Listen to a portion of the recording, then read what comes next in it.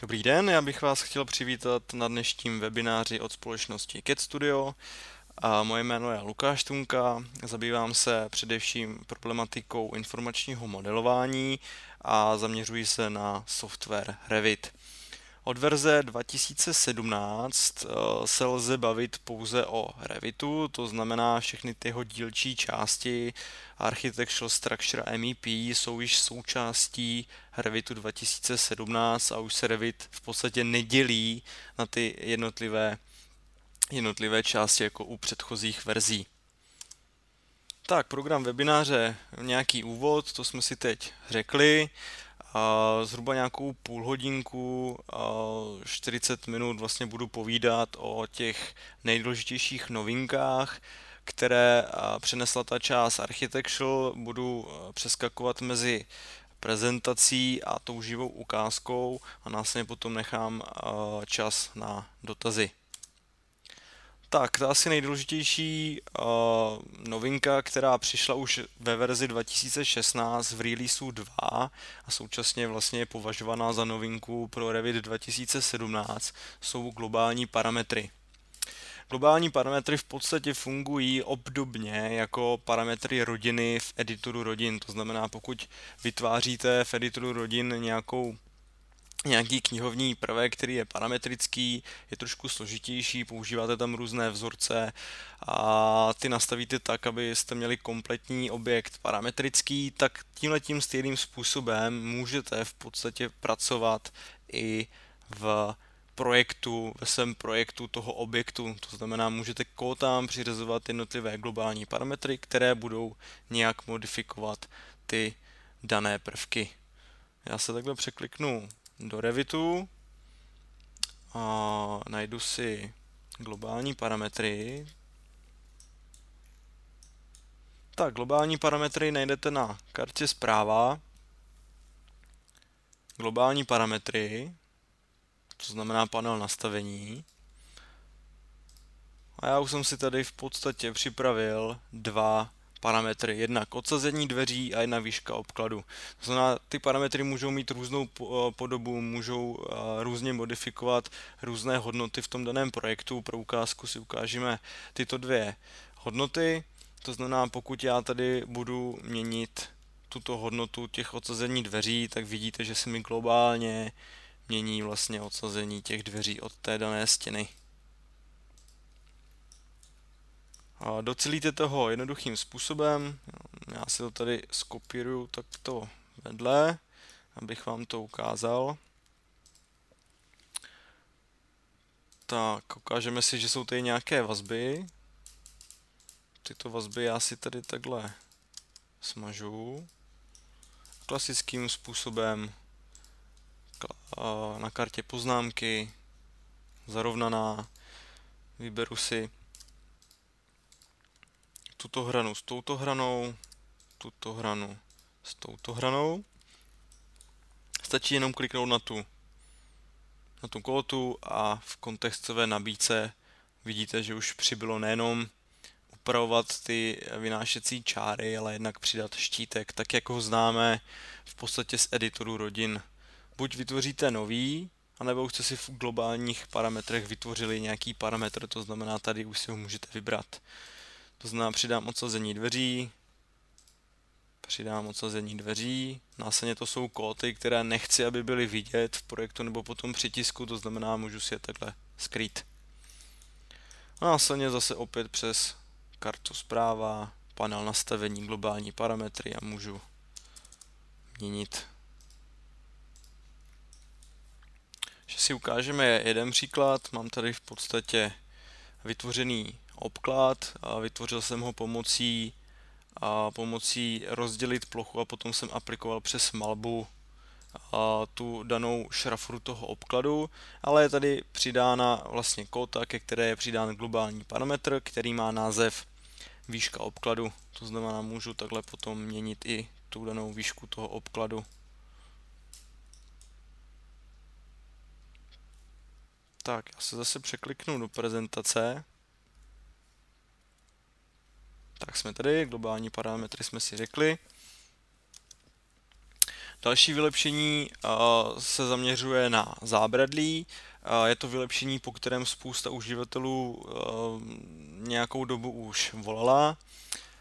To znamená, vy už nyní můžete přidávat zábradlí jednak na stěny, na střechy a na podlahy, přičemž nemusou to být skutečně rovné desky, ale můžou to být zakřivené nebo nakloněné desky. Takže já se opět takhle překliknu do Revitu a překliknu si pohled na sebe.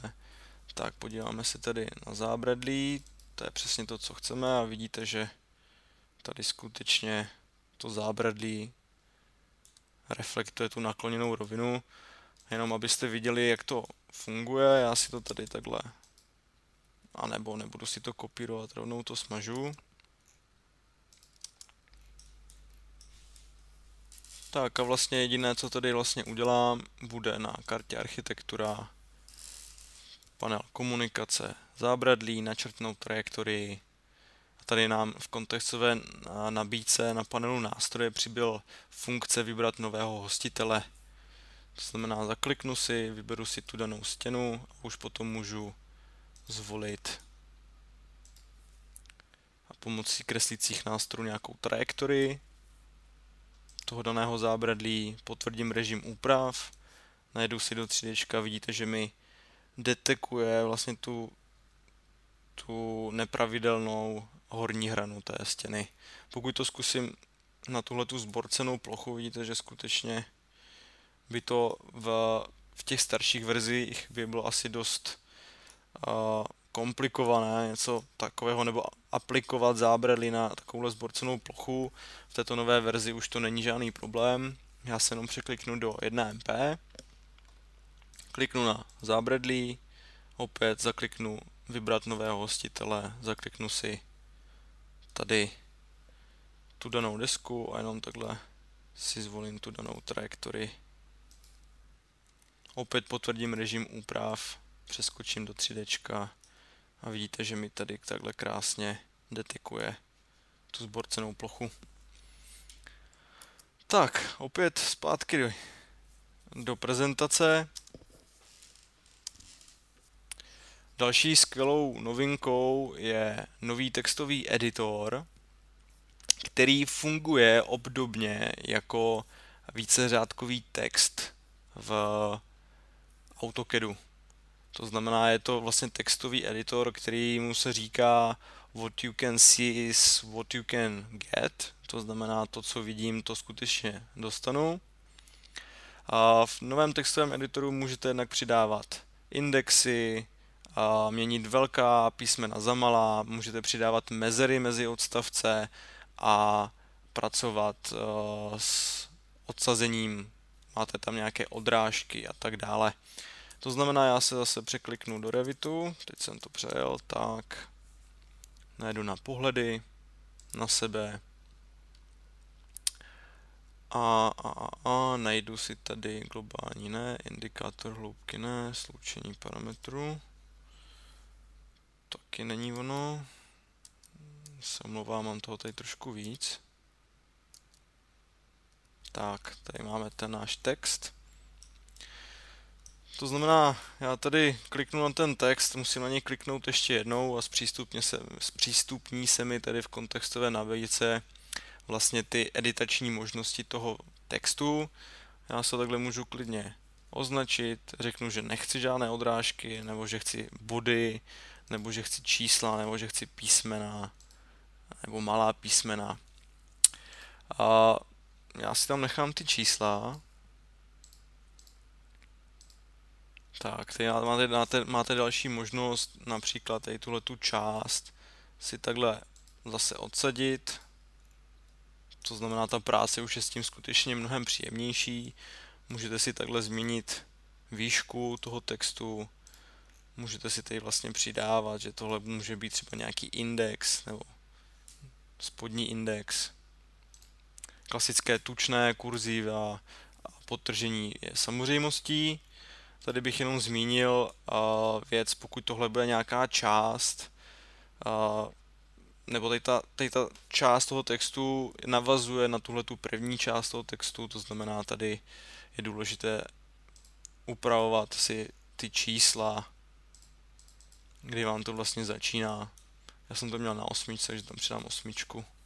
Nedělá se to automaticky, to znamená, musíte na to myslet, že pokud budete mít nějaký další texty, více odrážek, tak si musíte vlastně tady tou funkcí přidat. A pokud budete exportovat ten daný půdorys nebo výkres už připravený s tím daným textem do AutoCADu, tak to bude mnohem příjemnější, protože se tento text překonvertuje na víceřádkový text v AutoCADu. To znamená, skutečně ta konverze potom funguje bez problému. Tak, další indikátor hloubky pohledu. Funkce, která zlepšuje ty grafické výstupy. A je to spíše zaměřené na architekty, pokud vlastně vytvoří nějakou studii nebo nějaký domek a chce vlastně vytvořit nějaký marketingový pohled na ten daný objekt, to znamená, může si potom upravovat tu indikaci hloubky, to znamená, jednoduše řečeno, ty vzdálenější objekty se zdají být jak kdyby potlačeny, zešednou, jsou takový transparentnější, to znamená, ukážeme si to v Revitu.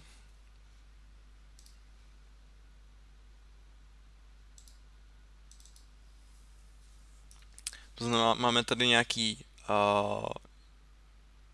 jižní pohled na klasický dům, to je vlastně taková ta projekt, který se vlastně instaluje s Revitem. A vy potom máte možnost tady přes panel zobrazení si zakliknout možnosti grafického zobrazení. Nechceme ukládat. A přidalo se sem opět do možnosti grafického zobrazení indikace hloubky. To znamená, rozkliknete si indikaci hloubky, tady si můžete v podstatě zapnout a vypnout, vidíte, takhle vypadá ten pohled bez té indikace té hloubky. Takhle s. To znamená, tady potom následně můžete měnit tu vzdálenost, jaká část vlastně bude jak moc viditelná. Tady máte potom ten zesvětlení vlastně té vzdálenosti, což je tady ta vzdálenost, tu vlastně zesvětlíte, vlastně vytvoříte jakýsi gradient. A tady tu možnost bych viděl, že se hodí třeba například, když vytváříte řezopohled, to znamená, pro vás je důležité ten řez, ale současně si vlastně díváte na nějakou další nebo tu část toho objektu. To znamená, ta pohledová část není v podstatě tak důležitá, to znamená, vy můžete potom takhle potlačit, aby z toho vlastně bylo zřejmé, že ten řez je ten nejdůležitější na tom výkresu. Tak, další možností je vypočítaná hodnota v popiscích. A do této doby jste nebyli schopni přidávat jakékoliv vzorce do popisek, nešlo to. A ukážeme si na zajímavém příkladu, abyste pochopili, proč je dobré to využívat. Vypočítaná hodnota v popiscích, to znamená, já jsem si tady do popisky přidal parametr obsazenost, to znamená, kolik lidí podle normy může pracovat v této dané kanceláři. A neberte v potaz, že tam nejsou žádný nábytek nebo že tam nejsou okna, to není teď důležité, ale pro představu, pokud budu takhle hýbat s tou stěnou, tak vidíte, že se mi přepočítává ta obsazenost. Tady mám 18 osob, 10 osob, 8 osob a tady mi přijde 26 osob. To znamená, pokud takhle zakliknu tu danou popisku, dám upravit rodinu. Tak, tady mám obsazenost osob, stačí klasicky kliknout na ten upravit štítek a vidíte, že já jsem si tady vytvořil jak kdyby nový štítek, nový parametr přes toto tlačítko. A tady v podstatě můžu podobným tlačítkem, je tam taková tuštička, to znamená, že můžu upravovat ten vytvořený sloučený, to není v podstatě sloučený, pardon, to je vlastně jakoby parametr popisku, kde vlastně můžu vytvářet ty vzorce. To znamená, takhle na ní zakliknu, mám tady vlastně tu vypočítanou hodnotu, tak jak jsem byli zvyklí vytvářet tu vypočítanou hodnotu ve výkazech, tak nyní to máte v popiskách. To znamená, já vím, že podle normy v kanceláři by mělo být minimálně 2 metry čtvereční pro jednu osobu. To znamená, já se pokusím parametrem plochou vydělím 2 metry čtverečními, to všechno dám do závorky a dám, že chci zaokrouhlovat dolů. A nazvu si to, že to je maximální obsazení, dám OK a v podstatě si tady přidám štítek. Při tom načtení, jak už jsem zmínil, při tom načtení se to chová tímhletím způsobem. Tak. Další skvělou vlastností je sloučení parametrů. Ukážeme si to na výkazu dveří, to znamená, víte, že šířka dveří a výška dveří jsou dva samostatné parametry, které když potom přidáte do toho pole, tak vám to vytvoří dva sloupečky. Ne vždycky ten náhled potom na ten výkaz není tak, jak bychom si my přáli. My bychom chtěli, aby šířka krát výška vlastně byla v jednom sloupečku a to nám umožňuje tato funkce. Tak, opět najdu si pro ukázku sloučení parametrů. Tady vidíte, jak už to vypadá, když je to změněné. Já jsem si tady vytvořil výpis dveří sloučení parametrů. Takhle vypadá klasický případ, kdy máte rozměry šířka výška 800 1970. Nyní už můžete vlastně vytvořit něco takového. Vytváří se to následovně. Máte tady na to přímo funkci. A já jsem si tady vytvořil v podstatě parametr rozměry. To znamená, já si ho tady takhle můžu upravit a to je ta nová tabulka, která přibyla do verze 2017, kde máte opět nějakou levou část, kde máte parametry, které můžete využívat a ty přidáváte vlastně do té pravé části. To znamená, v mém případě je to nějaká šířka dveří, výška dveří a pak tady mám možnost nějaké ukázkové hodnoty, předponu, příponu, v mém případě bude přípona nějaké jednotky a oddělovač bude krát, nebo to může být lomítko, nebo jak se zvyklí. A tím v podstatě docílíte toho, že potom to vypadá nějak takto. Tak, další skvělou funkcí jsou vazby tečnosti. Vazby tečnosti je funkce, kterou strojaři v Inventoru znají už delší dobu. My jsme si na ní museli počkat až do verze 2017 a ukážeme si to především.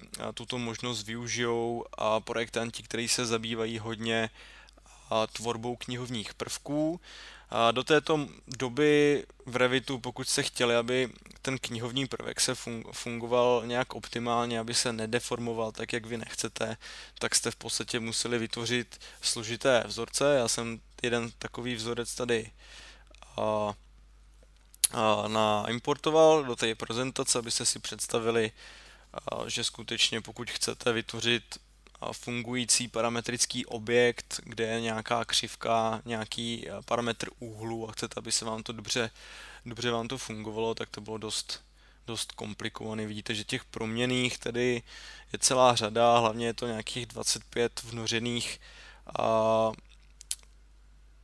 výrazů do jednoho výrazu, to znamená lehko, tam můžete udělat nějakou chybu, je to hodně o trpělivosti, to znamená Autodesk vyslyšel volání vlastně uživatelů toho editoru rodin a přidal tam v podstatě tady ty tečné vazby. Já vám ukážu, co je tím přesně myšleno, tak tady jsem se nepřeklikl správně, takže dáme pohledy.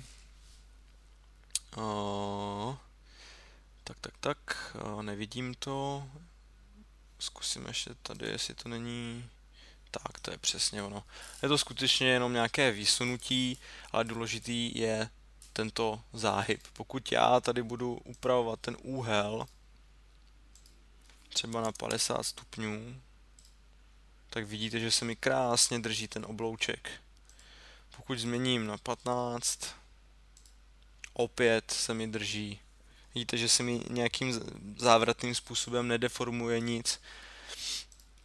Pokud na to kliknu, dám upravit vysunutí, tak vidíte, tohle jsou pro mě ta nová funkce, to jsou ty tečné body. Pokud já si je takhle odkliknu, potvrdím režim úprav a budu opět měnit ten úhel na těch 45 stupňů, tak vidíte, co se mi děje. Už se mi v podstatě ten oblouk nedrží tak, jak bych potřeboval, a už se mi ta hmota deformuje. Proto je důležité si zaklikávat ty tečné spoje v těchto případech a vyvarovat se, nebo už díky bohu za to, vyvarovat se nějakým složitým vzorcům. Tak, prezentace jste. Další možností jsou šablony výkazu. Šablony donedávna se daly používat jenom na nějakou grafickou úpravu. Nyní už si vlastně můžete uložit konkrétní šablonu toho daného výkazu a jednak to urychluje potom následnou tvorbu nových výkazů a tak dále. A to znamená, ukážeme si to přímo v Revitu, co je tím myšleno. Takže to jsem špatně. Tady si musím překliknout. Tak, na sebe. A sloučení parametrů, vypočítaná hodnota v popiscích ne.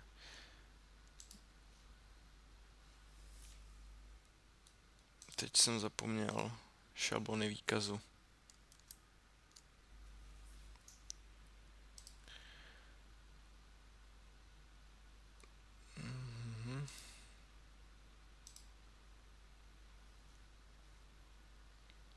Já to tady nevidím, co znamená, já si to zkusím otevřít. Šablony výkazu, mám to tady přímo. Tak, počkáme, až se to načte. Tak, já jsem si do pole zanesl jenom stěnu a vytvořil jsem si výkaz stěny. To znamená, nějaký výkaz tady mám a přibyl mi tady v podstatě ve vlastnostech řádek šablony pohledu. A mám vytvořenou vlastně šablonu, která se jmenuje tabulka stěn. Pokud bych znova chtěl vytvořit nový výkaz a opět stěn, ať si to ukážeme, stěny, OK. Můžu si tam přidat jenom libovolnou jeden parametr. Nic mi to nevykáže, to nevadí, protože já tady ve vlastnostech můžu zakliknout, že chci, aby na to aplikoval tu šablonu stěn, dám OK a automaticky se mi tady přidá v podstatě ta nastavená šablona pro výkaz stěn. Tak, pak už tady máme nějaké další novinky, jen tak bodově. Jednak důležitá věc, už známa od releaseu 2 2016, to znamená lepší výkon toho celého softwaru vykreslování 3D. Autodesk udává 30 až 40% zrychlení toho výkonu té aplikace. Pravděpodobně u menších projektů to nepocítíte, u rozsáhlejších projektů už je to znát. Když si budete zkoušet orbitu, točit si v podstatě s celým tím 3D, tak to uživatelské rozhraní, ta práce s tím v tom 3D bude mnohem příjemnější. Revit 2017 jednak podporuje formáty FC4, jednak import a export. A při renderování už můžete využívat jenom jeden renderovací modul, což je Autodesk Ray Tracer, který je doznal nějakého zlepšení, a hlavně především co se týče renderování nebo času toho vyrenderování té scény. Ten starší modul Mental Array už není zaimplementován v Revitu 2017. Další možnost nebo další novinka je, že že v rámci instalace se nainstaluje, jednak součástí bude toho Revitu 2017 je konvertor pro Formit 360, to znamená, najdete ho překliknu se do přehlížeči projektu, doplňky a máte tady Formit 360 konverter. To znamená, pokud používáte na hmotové studie Formit a máte vlastně, ukládáte ve formátu AXM, tak si můžete díky tomuto konvertoru tento formát AXM naimplementovat do Revitu a následně ty objekty můžete, nebo ty objekty toho Formitu se uloží jakoby objemové těleso, na které potom můžete aplikovat skutečné konstrukce nebo skutečné ty knihovní prvky toho Revitu.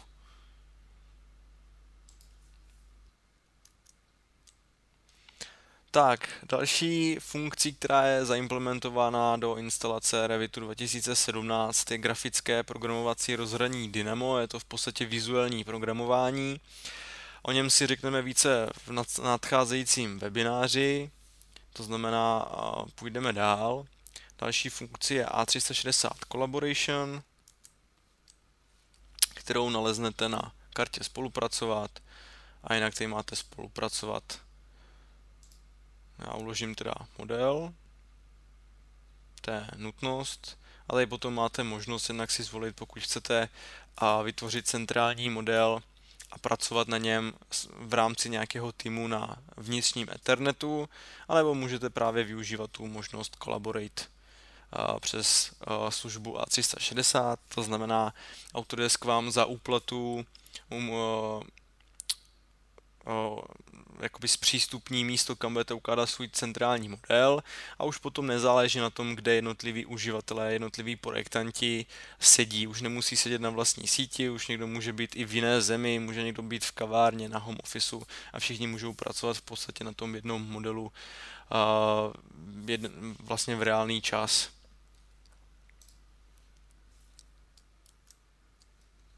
Tak, jednak můžete vytvářet podkategorie referenčních čár a rovin.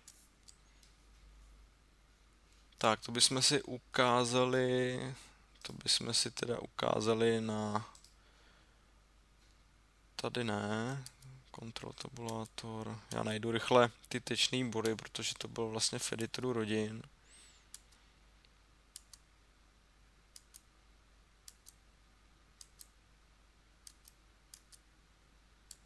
Já toho mám docela tak. Pokud najdete na kartu zpráva, teď jsme vlastně v editoru rodin a zakliknete si styly objektů, tak jednak na kartě objekty poznámek vidíte, že tady máte nastavení referenčních rovin a čár, to znamená, můžete jim měnit nějak globálně v rámci té rodiny tloušku, barvu a vzor čáry, ale nyní už můžete si vytvářet i podkategorie, to znamená, vytvoříte si třeba podkategorii pomocná, dáte OK. Nyní už můžete vlastně si nastavit tu pomocnou čáru, já si dám jako červenou, že to bude plná, dejme tomu, nebo zkusíme, aby to bylo vidět větší tloušku, použít OK a řeknu, že toto bude pro mě pomocná a nyní tady mám vlastně podkategorii, takže já si tady zakliknu, že to bude to pomocná. A je to vhodný, pokud máte skutečně nějakou rozsáhlou rodinu, tak můžete se v tom lépe orientovat, protože těch referenčních rovin tam můžete mít skutečně hodně, tak takhle vlastně si vyhodnotíte, která je pomocná, která je hlavní a tak dále a tak dále. Tak, náhled viditelnosti rodiny, na to si budeme muset zpřístupnit jednu zvláštní rodinu, což bude pro mě parametrický sloup. Já dám otevřít, že to bude rodina. Tak, chvilku vydržte, já si to tady jenom... Rodiny, tady. Prefabrikované konstrukce, sloup. Ta rodina je v podstatě nastavená tak, aby splňovala variabilní požadavky toho uživatele, to znamená, vidíte, že tady máte nějaké 4 úrovně. Jednak se jí můžete měnit ty typy těch konzol, buď je to na průvlak nebo na nějaké stužidlo, a jinak můžete měnit ten počet. Ale co je důležité, co jsem chtěl zmínit, je, že tady na řádku možností hned vpravo máte náhled viditelnosti. A když dám zapnuto, tak vidíte, že takhle mi ukazuje, jak se mi načte ta daná rodina, tak jak ji tady mám nastavenou. Jak ji tady mám nastavenou, nebo nastavení počet těch konzol, tak takhle se mi vlastně zobrazuje, pokud mám zakliknutý tento náhled viditelnosti. Že já pokud tady budu takhle měnit, tady dám 0, tady dám třeba 1, tak vidíte, že se mi vlastně změní. Do této doby, když se chtěli vidět, jak skutečně se chová ta rodina, tak jste si museli nakopírovat do projektu. Takhle v podstatě vám to urychlí ten čas, zase je to zpříjemnění pro uživatele, kteří se zabývají tvorbou knihovních prvků. Dále máme rozsah pohledu nebo náhled rozsahu pohledu a náhled při editování zábradlí. Já se teda takhle rychle zase překliknu, abych... Tak to nechceme.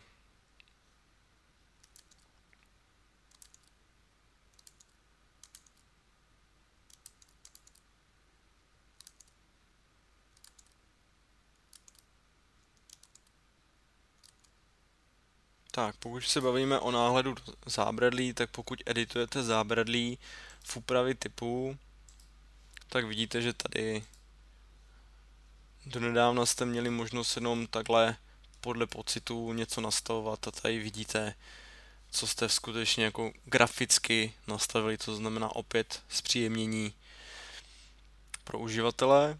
A poslední možnost, kterou jsem uvedl, je rozsah pohledu nebo náhled rozsahu pohledu. To znamená, zde máte rozsah pohledu, spousta uživatelů si pletla dolní a hloubku pohledu a přesně nevěděli, kam daná úroveň kam sahá. To znamená, Autodesk se rozhodl tady přidat opět náhled, kde vidíte, jaká část zobrazuje nebo kam až sahá, aby to bylo zase zřejmé pro toho uživatele. Tak, to je z mé strany vše. A já nechám prostor pro dotazy.